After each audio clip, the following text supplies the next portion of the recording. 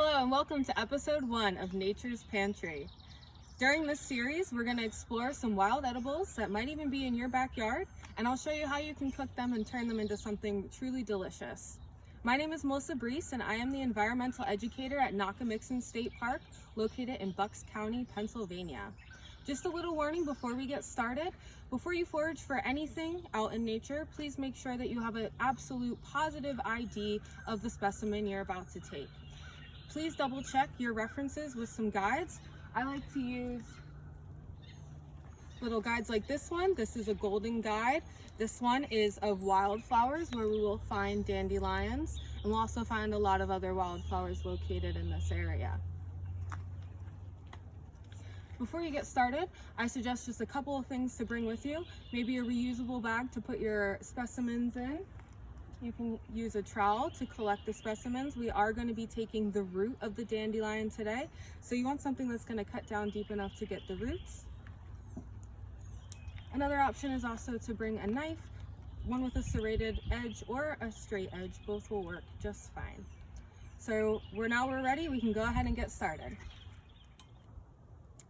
Before foraging for dandelions, it's best to know where to look. Dandelions prefer grassy areas with a lot of sun. Before you forage for dandelions, make sure that the area that you are looking in has not been sprayed with any pesticides or herbicides. Once you find a specimen, you want to come in, take a closer look. Make sure that your specimen doesn't have any animal excrete around it or anything that you wouldn't want to eat. Now, while we collect this, we're going to take the outside leaves of the dandelion. We're going to hold them up. We'll take our trowel or our knife and cut around the dandelion.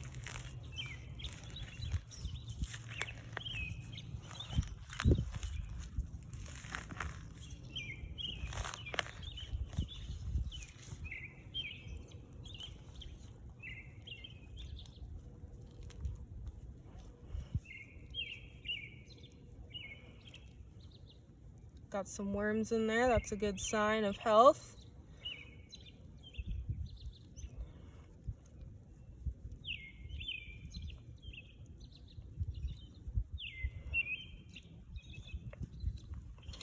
And there's our dandelion and our dandelion root. Now for this recipe, we're going to collect 6 dandelions.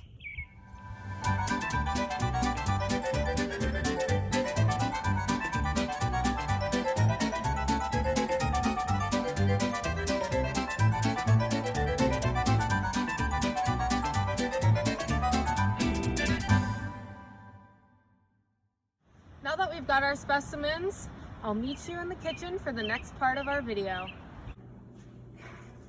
Once you've collected your dandelions, you're going to wash them in cold water, or you can rinse them off in the sink. Make sure that there's no dirt left. After you wash your dandelion, you're going to cut right here. And you can see this is where the root begins. And from here on is where the leaves are. We're going to keep those for another recipe. After you separated your roots and your leaves, we're going to chop up our dandelion root and we're going to roast it just like we would coffee beans. Dandelions contain beta-carotene, which is high in antioxidants, and it helps protect cells from damage. It also contains a lot of potassium. Dandelions help reduce cholesterol, they regulate blood sugar, they reduce inflammation, and they aid in digestion. They also help boost your immune system.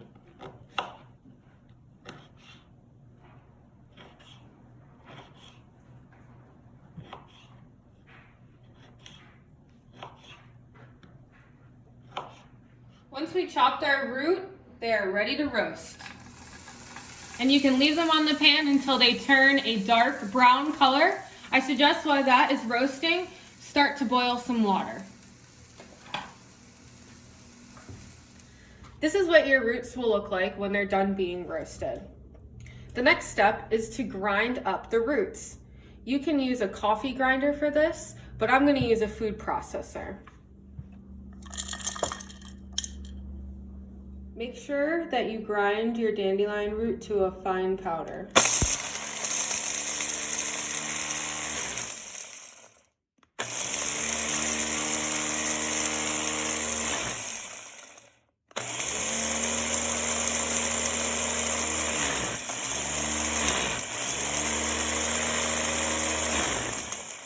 Today I'm going to be brewing my dandelion root coffee with the French press, but you can do it any way you prefer.